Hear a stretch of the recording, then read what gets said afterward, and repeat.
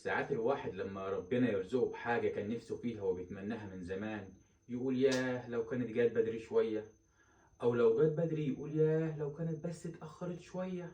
عاوز أقولك إن الرزق ده أو النعمة دي ما كانش ينفع تيجي يوم بدري ولا يوم متأخر، ما كانتش هتنفعك. فبلاش لما تجيلك الحاجة اللي بتتمناها تقول جات بعد ما فقدت الشغف ناحيتها وما عادش ليها طعم، لأن ده مش صح. والفكرة ببساطة إن أنت خلال انتظارك لنعمة أو رزق معين بيعدي بيك وقت وأحداث وتربية لنفسك، فبتنضج أكتر ومشاعرك بتبقى راسية أكتر.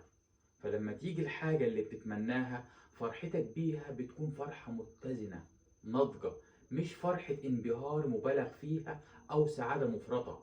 فرضاك عن توقيت النعم بيقوي إيمانك بالله وبيحل دنيتك، وعدم رضاك بيضعفك ويخليك ما تشوفش حلاوة النعمة وتشوف بس حسرتك وقهرتك على توقيتها.